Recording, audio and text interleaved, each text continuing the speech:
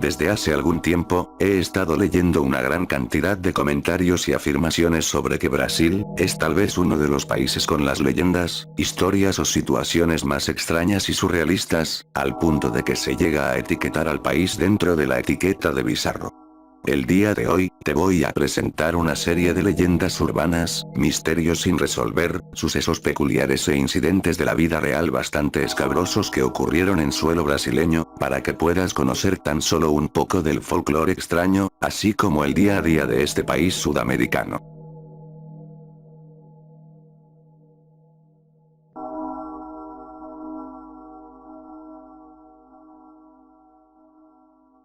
Para ir empezando, vamos a conocer un caso que realmente no tiene mucho tiempo de haber pasado, tan solo algunos meses atrás. El suceso involucra a un adolescente de apenas 14 años, llamado Davi Nunes Moreira, que fue trasladado de urgencia a un hospital en el estado de Bahía, al noreste de Brasil, en donde lamentablemente falleció tras un choque séptico. Aquí es donde viene lo bizarro, y es que según antes de morir, el chico le contó a los médicos que tomó una mariposa muerta, la licuó con agua y luego se inyectó el líquido en la pierna, así como lo escuchas. La misteriosa muerte está vinculada a posibles toxinas en la mezcla, procedentes de la mariposa, que podrían haber provocado que el cuerpo del brasileño dejara de funcionar, y al parecer, las razones por las que llevó a cabo dicha acción fue por un supuesto reto o desafío viral de internet que nunca se comprobó, pues realmente no se sabe de otros casos de personas que se hayan inyectado en el cuerpo licuados de mariposa.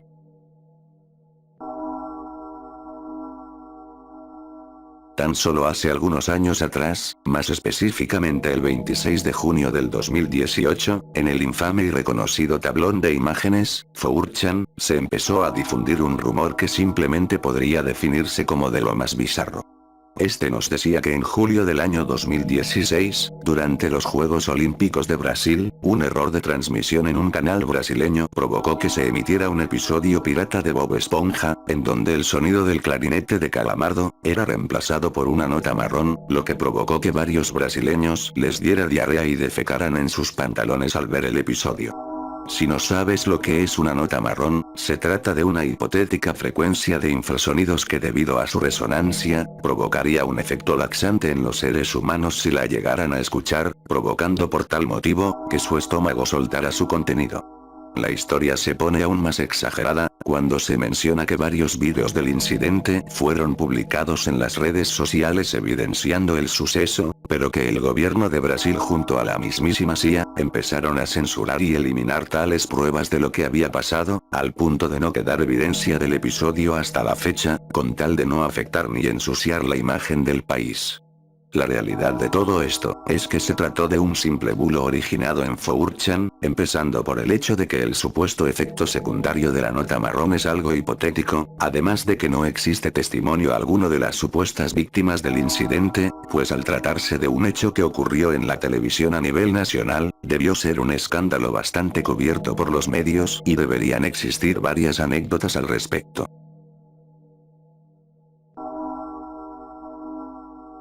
Anime Friends, es una convención anual sudamericana celebrada desde el año 2003 y enfocada en el mundo friki, como justamente la animación japonesa, los videojuegos, el cosplay, el manga, entre temas similares, a lo que suelen ir como invitados, artistas japoneses, ya sea músicos, ilustradores o escritores, teniendo sus primeras ediciones en Sao Paulo, Brasil.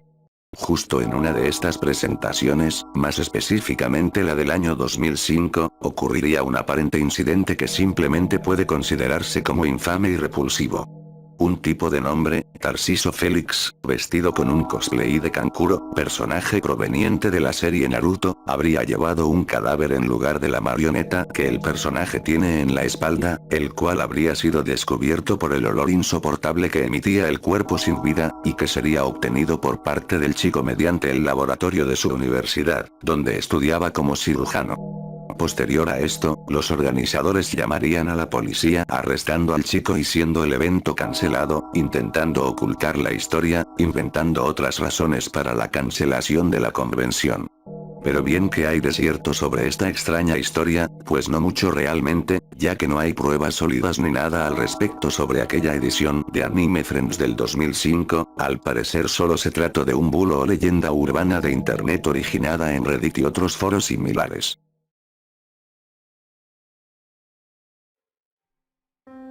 Adelir Antonio de Carli, mejor conocido como Padre do Balao, o por su traducción, el Padre del Globo, fue un sacerdote brasileño católico que tuvo un final de lo más trágico y podría decirse que también bizarro. Impulsado por una necesidad de difundir el mensaje de Dios, Carli estuvo luchando por los derechos humanos de personas sin hogar, y en situación de calle de la zona, denunciando tales condiciones. Para alcanzar más visibilidad y conseguir más fondos, el sacerdote se propuso batir el récord de vuelo de 19 horas en globos de racimo, volando amarrado de más de 600 globos, alcanzando alturas asombrosas de más de 5.000 metros en el aire y viajando incluso de Brasil hasta Argentina. No obstante, el 20 de abril de 2008 se llevó a cabo el último vuelo del Padre do Balao, ya que después de volar por 90 kilómetros sobre las costas brasileñas, se perdió todo contacto con el hombre, empezándose una búsqueda por encontrarlo. El 4 de julio, un buque de apoyo a una plataforma petrolífera en alta mar, encontró la mitad inferior de un cuerpo humano flotando en la superficie del océano. Tras identificarse los restos, se comprobó que lamentablemente pertenecían al sacerdote, quien al parecer murió tras una caída aparatosa desde el cielo.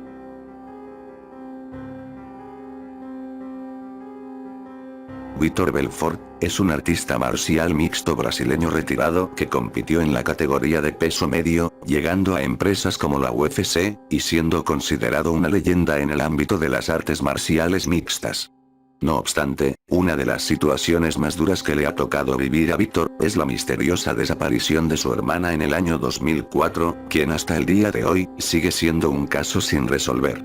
Priscila Belfort, quien trabajaba como funcionaria de la Secretaría Municipal de Deportes y Ocio de Río, Brasil, se despertó un 9 de enero del 2004 sintiéndose mal, aún así fue al trabajo y tras salir a su hora de almuerzo, jamás se le volvió a ver, pasando ya más de 2 décadas de aquel día. En agosto de 2007, una mujer identificada como Elaine Paiva, confesó que había participado en el secuestro de la chica, y que le habían quitado la vida, todo esto para pagar una deuda de $4.000 que tenía con unos traficantes de sustancias ilegales. Tras la confesión, se detuvieron a otras 3 personas aparentemente involucradas en el incidente. El grupo criminal supuestamente afirmaron que enterraron su cuerpo en un bosque de Río de Janeiro, donde la policía realizó búsquedas pero sus restos nunca fueron encontrados. Su familia ante tal situación, no acepta esta versión de los hechos, y creen que Priscila sigue viva en alguna parte, y aunque ya hayan pasado más de 20 años de su desaparición, no se ha vuelto a tener otra pista o información que nos diga qué ocurrió con esta chica.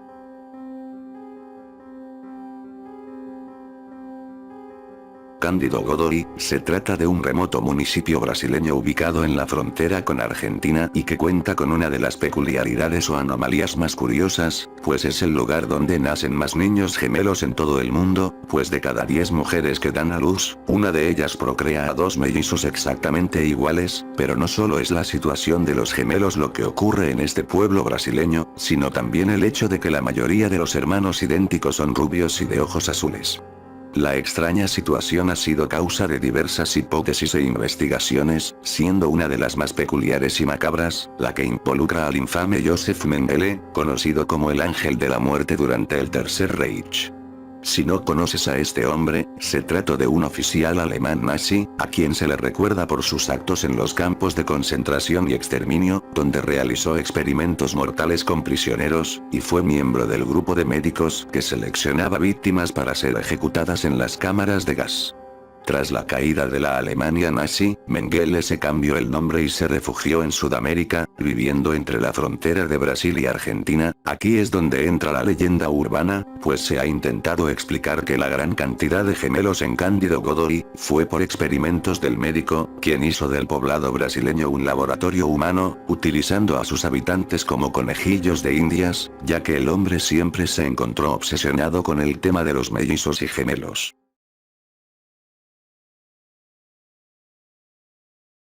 Bruno Borges fue un estudiante brasileño que desapareció en 2017 dejando su habitación llena de mensajes codificados y dibujos, relacionados con el filósofo, Giordano Bruno, así como con la existencia de vida extraterrestre. Su desaparición y la posterior aparición del chico, generaron gran atención mediática y teorías conspirativas, especialmente en Brasil. El 27 de marzo de 2017, Bruno desapareció sin dejar rastro de su casa, pero dejó en su habitación un volumen de 14 libros escritos a mano en un lenguaje desconocido que al parecer, él mismo inventó. Las paredes, el suelo y el techo de su habitación, también estaban completamente cubiertas de símbolos, ecuaciones matemáticas y frases enigmáticas, así como una estatua del mencionado Giordano Bruno, un personaje del siglo XVI conocido por sus teorías cosmológicas, y por ser quemado en la hoguera por la Inquisición. Al amanecer del 11 de agosto de ese mismo año, Borges regresó a su casa descalzo, debilitado y deshidratado, revelando que había desaparecido voluntariamente, aunque nunca se supo qué fue lo que hizo en todo ese tiempo de ausencia. Aunque el asunto se volvió sumamente viral en Brasil y desencadenó varios debates y teorías alrededor de este chico, muchos creen que en realidad, todo el asunto fue montado como una estrategia de marketing para que Bruno pudiera vender sus libros.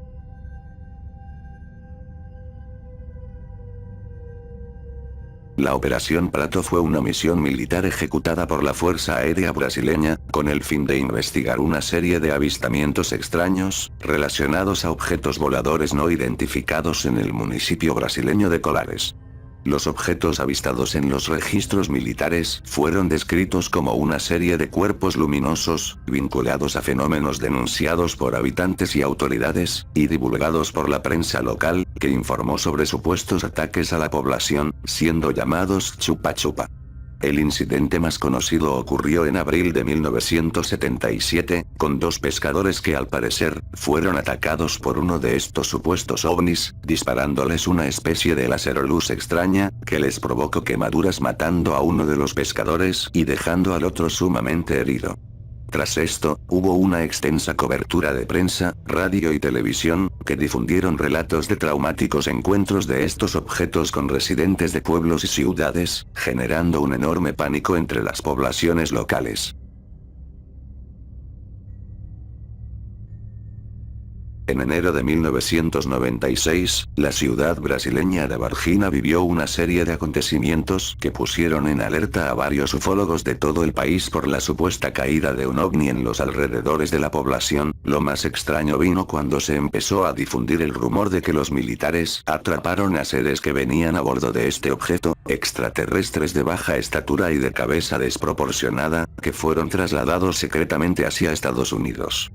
Todo comenzó cuando los habitantes locales empezaron a reportar haber avistado un objeto inusual, similar a un cigarro, descendiendo lentamente desde el cielo hasta estrellarse en un campo cercano.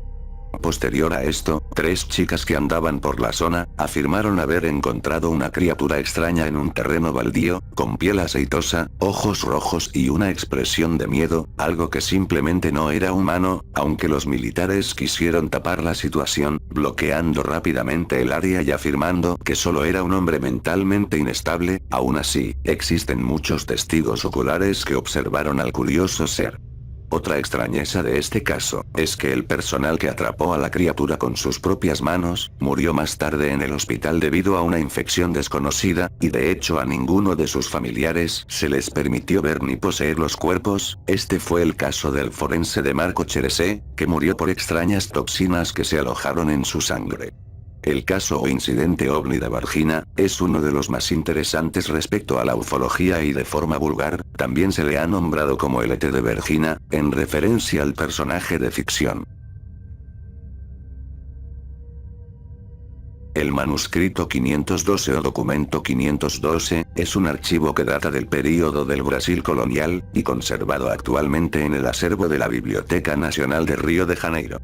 El documento, conformado por 10 páginas, al parecer fue escrito por una serie de exploradores portugueses, relatando el descubrimiento de las ruinas de una desconocida ciudad perdida, con rasgos de una civilización altamente desarrollada de tipo greco-romano, en territorio brasileño.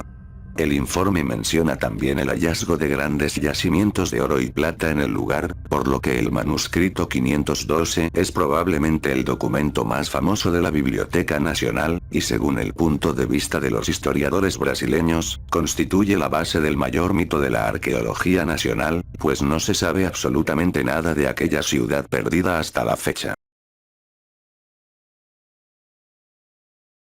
La mula sin cabeza es sin dudas, uno de los seres más extraños y peculiares del folclore brasileño, pues se trata del fantasma de una mujer maldecida por casarse con un sacerdote, y condenada a transformarse en una mula con fuego en lugar de cabeza, galopando por los campos desde el atardecer del jueves hasta el amanecer del viernes, aunque el mito tiene diversas variantes sobre el pecado que transformó a la mujer maldecida en aquel bizarro monstruo.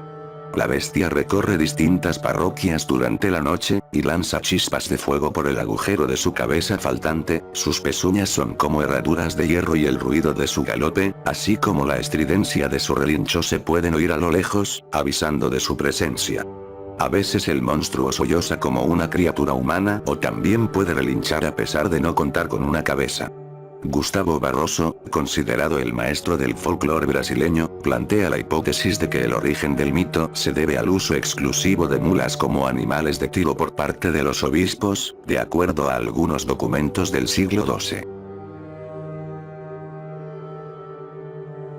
El accidente de Goiânia fue un trágico incidente de contaminación radiactiva en el centro de Brasil que ocasionó la muerte a 5 personas, e hirió a otras 249 a causa del envenenamiento por radiación, siendo considerado uno de los peores desastres de este tipo.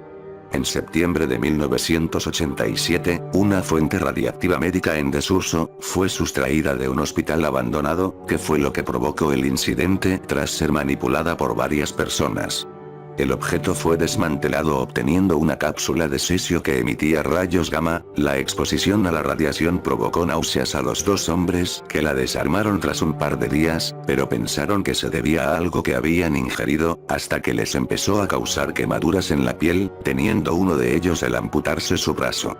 Como se mencionó, las víctimas mortales fueron 5 en total. Debair Alves Ferreira, de 36 años, recibió más dosis que ningún otro individuo, pero en un mayor lapso. Su muerte, que ocurrió 7 años después, más que por el daño físico, fue por su inestabilidad emocional, precisamente por depresión sobre los acontecimientos ocurridos. Leire das Neves Ferreira, de apenas 6 años, fue aislada en una habitación especial porque el personal del hospital tenía miedo de entrar en contacto con ella, pues entre los síntomas se registraron hinchazón, caída del pelo, hemorragias internas y daños tanto en pulmones como en riñones. Cuando finalmente murió, fue enterrada en un ataúd de plomo, sepultado por cemento para contener la radiación.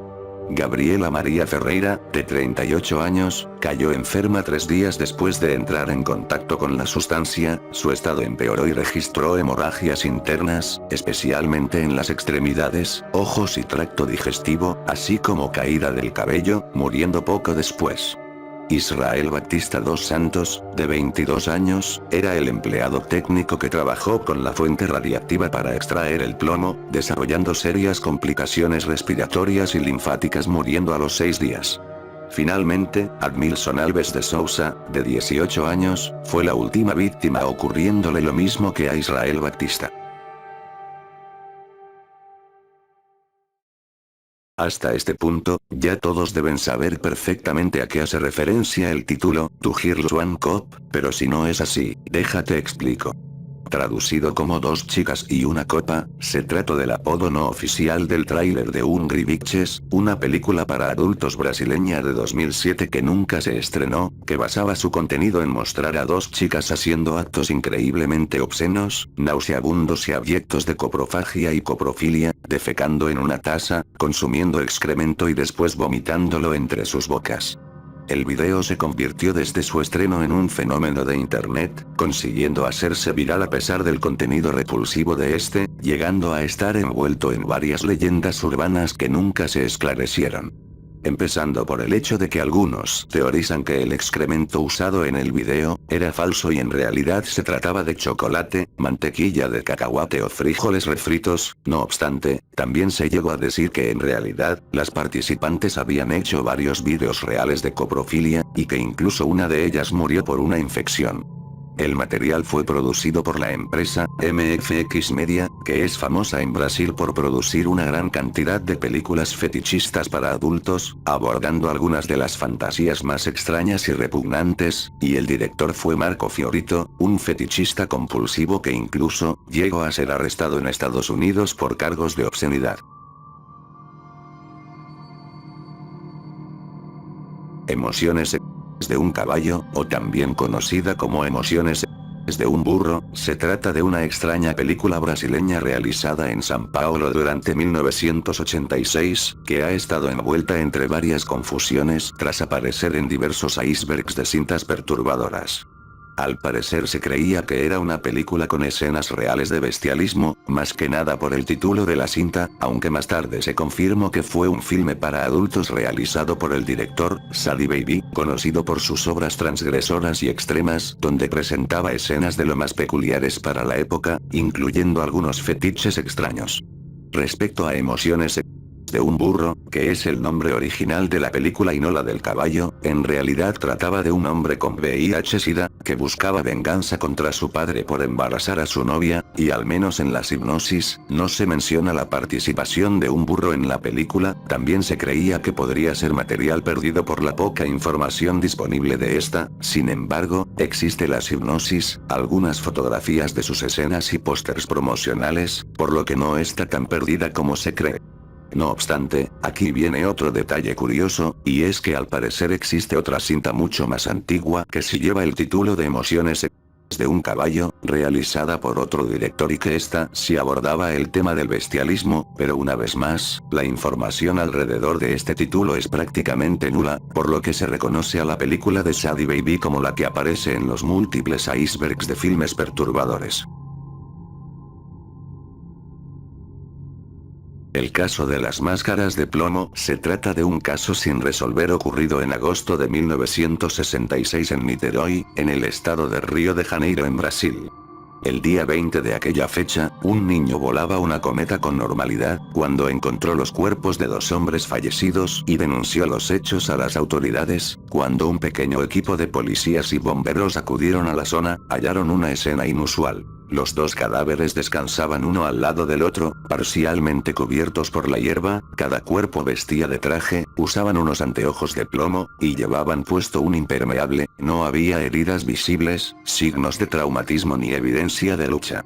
Junto a ellos, la policía encontró una botella de agua vacía y un paquete que contenía 2 toallas mojadas. Sin embargo, también localizaron un pequeño cuaderno en el que estaban escritas algunas instrucciones, como ingerir una cápsula, protegerse la cara con una máscara y esperar la señal. Se identificó a ambos hombres como electricistas, y según las últimas personas que los vieron, actuaban muy nerviosos. En la autopsia no se encontró gran cosa para explicar el suceso, por lo que se ha convertido en un misterio sin resolver de Brasil. Algunos dicen que el caso fue un asesinato premeditado, otros dicen que los dos hombres intentaban ponerse en contacto con extraterrestres o espíritus usando sustancias psicodélicas, creyendo que tal encuentro estaría acompañado de una luz cegadora. Los hombres fabricarían los anteojos de metal para proteger sus ojos, y su fallecimiento pudo haberse dado por sobredosis. Esta teoría suele ser la más aceptada, ya que en la casa de aquellos hombres, se descubrió que tenían bastante fascinación por el esoterismo, coleccionando libros sobre espíritus, aliens y cosas similares. Los asesinatos del Parque Patorís es otro caso sin resolver, que involucró una serie de crímenes violentos en contra de hombres homosexuales entre 2007 y 2008, llevados a cabo en el Parque Patorís, de Sao Paulo. A todos menos a uno se les disparó con un arma del calibre 38, casi todos ellos recibieron tiros fulminantes en la cabeza y solo uno murió a punta de patadas en la cabeza. Los involucrados fue, como se dijo, hombres homosexuales, de entre 20 y 40 años, pues aquella zona era usada como sitio de prostitución masculina y para encuentros íntimos con desconocidos. Ante tal situación, al responsable de tales actos se le nombró como el maníaco del arco iris, y fue hasta el 10 de diciembre de 2008, cuando la policía arrestó y apartó del servicio a un sargento de la Policía del Estado, Jairo Francisco Franco, que según las declaraciones de un testigo estaba implicado en el último crimen, donde se le vio disparándole 12 veces a un hombre. No obstante, más tarde por falta de pruebas, se le declaró inocente y el caso nunca tuvo un cierre, quedando como un misterio. 23 de julio de 2007, aquella fue la fecha en la que se llevó a cabo un crimen que sin duda sacudió la sociedad brasileña. Gabriel Kuhn de 12 años y Daniel Petri de 16 años, eran dos aparentes amigos que se reunían para jugar un videojuego de rol masivo en línea, pero en ese fatídico día, mientras jugaban los niños se enfrascaron en una discusión. Daniel se enteró de que Gabriel hizo trampa en el juego y como ambos estaban solos, fue Daniel quien fue a la casa de su amigo menor, a quien rápidamente tiró al piso y empezó a golpearlo. Gabriel Kuhn trató de defenderse pero no tuvo éxito, entonces Daniel en un estado psicótico, lo llevó a la habitación donde dormía y de él en la cama, mientras el niño gritaba y lloraba, mientras las sábanas de su cama comenzaban a mancharse de sangre. Gabriel amenazó a Daniel con que les contaría todo a sus padres, por lo que este lo empezó a estrangular con un cable, creyendo que ya le había quitado la vida. Usó una sierra o cegueta para partir en pedazos su cuerpo y deshacerse de él.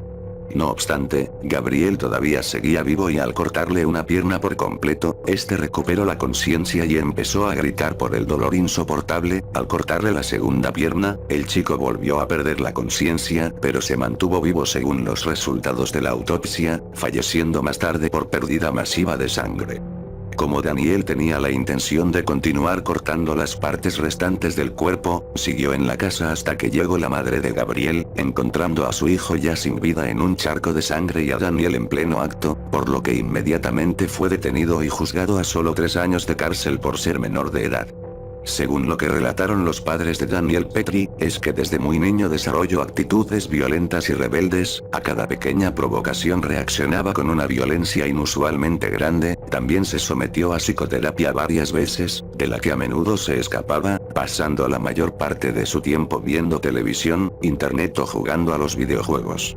Lo más extraño del caso, es que tras salir de prisión bajo libertad condicional, Daniel Petri prácticamente desapareció. Nadie sabe algo de su paradero o en dónde está radicando, incluso si haya vuelto a cometer otro crimen, siendo su destino una gran incógnita en Brasil.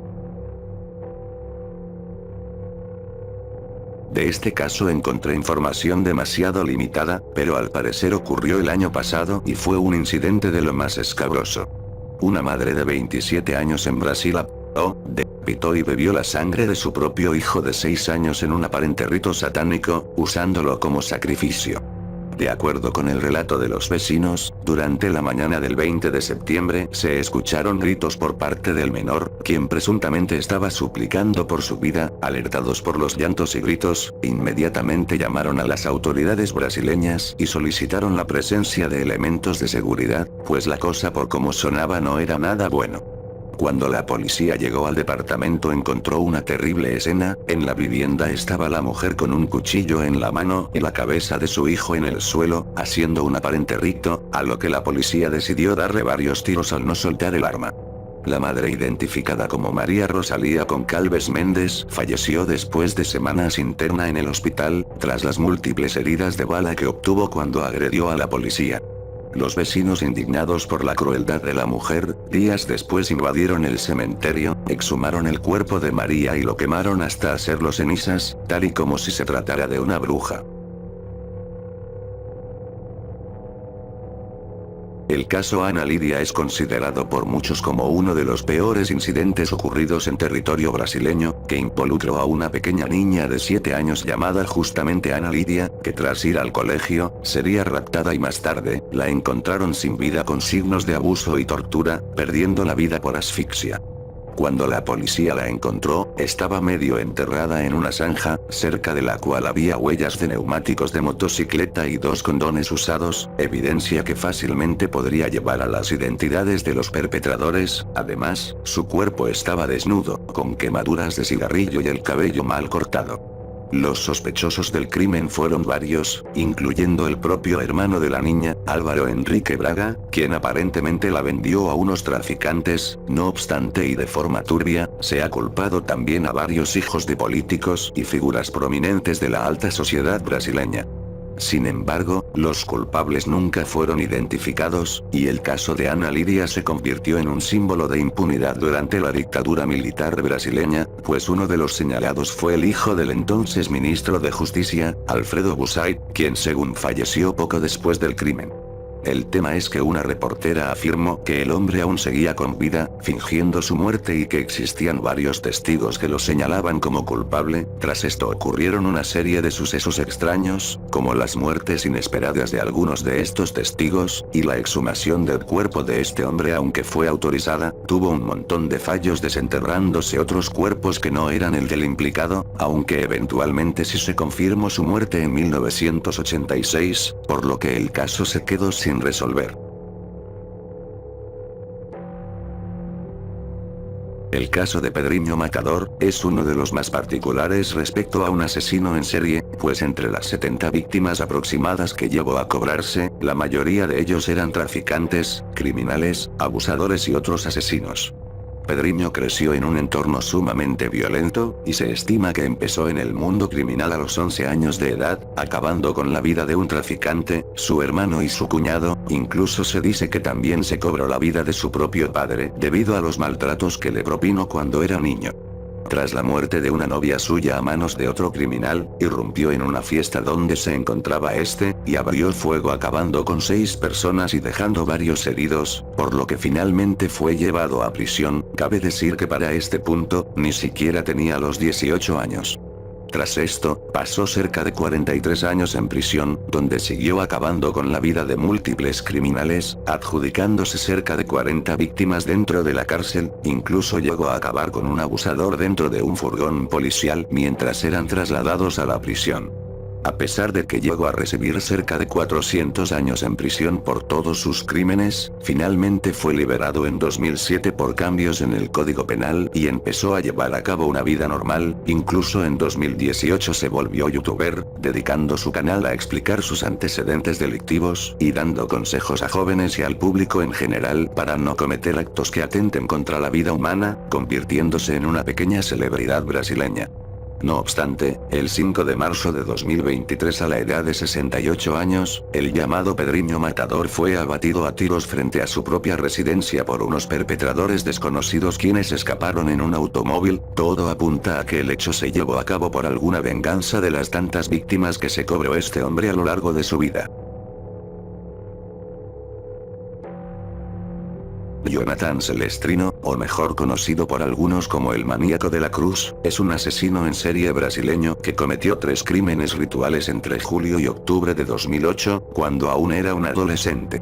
Según lo que se sabe de este chico, es que era un gótico con creencias paganas, por lo que en primera instancia, la motivación de sus crímenes fue religiosa. Más tarde también declararía que se inspiró en el también asesino en serie brasileño, Francisco Pereira, conocido como el Maníaco del Parque, pretendiendo superar su número de víctimas. Celestrino elegía a sus víctimas al azar y las llevaba a una zona aislada a punta de cuchillo. Primero les preguntaba si creían en Dios. Si respondían que sí, les seguía haciendo diversas preguntas íntimas, como si ya habían perdido su virginidad o sus preferencias sexuales. Si las consideraba impuras, procedía a quitarles la vida. Después las desnudaba parcialmente, les extendía los brazos y cruzaba las piernas a la altura de los tobillos para formar una cruz. Entre sus víctimas se encuentran Catalino Gardena, de 33 años, un albañil y vecino del propio Celestrino, a quien lo asfixió y le apuñaló el pecho por supuestamente ser homosexual y alcohólico, escribiendo cerca de su cuerpo la leyenda, INRI. Leticia Neves de Oliveira, de 22 años, fue la siguiente víctima, siendo arrebatada de su vida el 24 de agosto. Era una empleada de gasolinera lesbiana, siendo esta la razón de Celestrino para cobrarse su vida, ahorcándola con sus propias manos y siendo encontrada semidesnuda sobre una tumba en un cementerio. La última víctima fue Gleice Kelly Silva, de apenas 13 años, quien Celestrino la escogió como víctima por ser adicta a sustancias ilegales. Poco después de esto, el maníaco de la cruz sería arrestado y condenado poco tiempo por ser menor de edad. Según la ley brasileña, Celestrino debía ser liberado en 2013 a la edad de 21 años, pero como se le consideró incapaz de vivir una vida normal, su sentencia se extendió indefinidamente. De hecho llegó a escaparse a Paraguay siendo encubierto por su propia madre, pero finalmente volvió a prisión y hasta la fecha, se le ha mantenido recluido por considerarse potencialmente peligroso.